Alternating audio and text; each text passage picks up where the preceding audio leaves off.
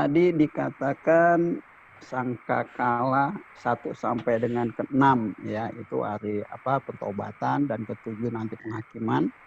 Dan kita dengar tadi, nanti di translate ya Pak ya, biar yang lain juga dengar. Yes. Tadi dikatakan bahwa generasi ini yang akan mengalaminya, angkatan itu yang akan mengalaminya, Israel yang akan mengalaminya. Apakah itu memang terjadi di Israel atau juga untuk kita semua? Karena tadi semuanya kan Israel yang dijelaskan. Nggak ada hubungannya dengan kita yang hidup sekarang ini. Apakah itu memang terjadi di generasi mereka?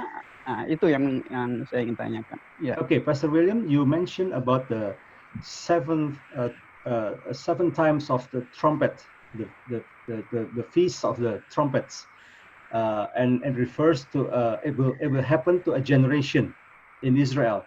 Are you saying that all of these, including the Judgment Day, only happen in Israel, or in a sense that happen to every one of us? What do you mean by this generation? Is this only happening to Israel, or also happening for every one of us? Yes, the fulfillment of the prophecies related to the end time were fulfilled in the generation living when Christ was on earth. Oke, jadi pemenuhan dari hari-hari itu, hari penghakiman itu adalah terjadi di satu generasi di zamannya Kristus ada di dunia ini, Pak. Now, what occurred, for example, when Israel historically came out of Egypt and entered the Promised Land, Israel had a concept of where every successive generation, every succeeding generation would view themselves as having come out of that same deliverance. Okay. So the point would be not for us to have another cataclysmic judgment as they did, but to see ourselves delivered through the same judgment they were delivered from. And that is the way they viewed coming out of Egypt. That was a judgment, but it was one in which they participated. And then I'll give a third part. I'll let you communicate that, and I'll give a third part. Oke, jadi sejak bangsa Israel keluar dari tanah Mesir, Pak, itu mereka ya punya satu konsep bahwa mereka akan dihakimi. Mereka percaya bahwa ketika mereka keluar dari Mesir itu mereka dihakimi lebih dulu dan mereka bisa bebas, ya, mereka masuk tanah perjanjian. Dan pola ini akan terus terjadi dari generasi ke generasi, gitu ya. Ini pemahaman mereka, Pak. Iya. Ya, nanti ini dulu, ini baru sebagian jawabannya, Pak. Silakan, go ahead, Pastor William, you can continue. Okay, so what the scriptures teach, for example, in John the 5th chapter, Jesus taught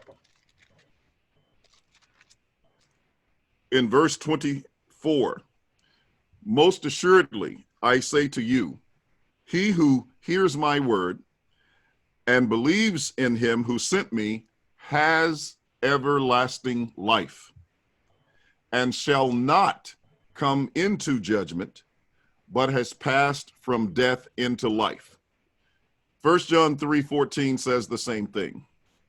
So judgment is passed upon us through the righteousness that was established in the first century. When we obey the gospel, we receive everlasting life and therefore have no need to pass through judgment because we have already been judged as righteous before God through the gospel. Oke, jadi kalau orang Israel konsepnya seperti itu. Nah, kalau kita, Pak, kita sama-sama tahu bahwa kita tidak akan lagi mengalami penghakiman oleh karena kita sudah dibenarkan, karena kita sudah percaya kepada Tuhan Yesus. Go ahead, Pastor William. So we will not face another cataclysmic judgment as Israel did. We stand acceptable before God as believers in Jesus Christ.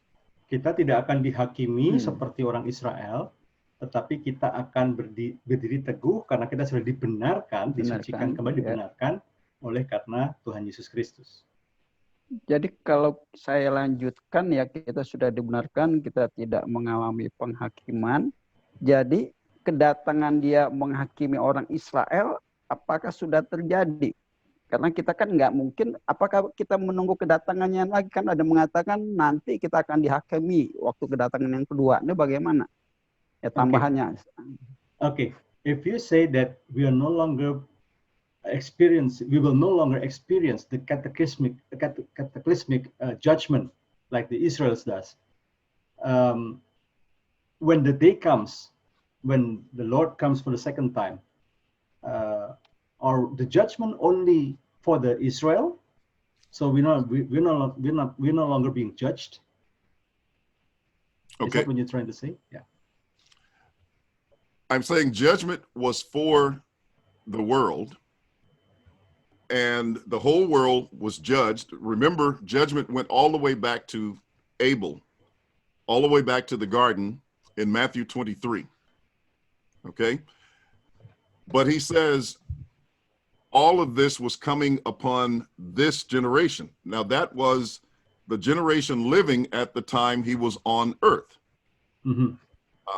Luke 21, 20 through 22 says, when you see Jerusalem surrounded with armies, then know that its desolation is near. And verse 22 says, for these are the days of vengeance, that all things which are written would be fulfilled. So those things have been fulfilled.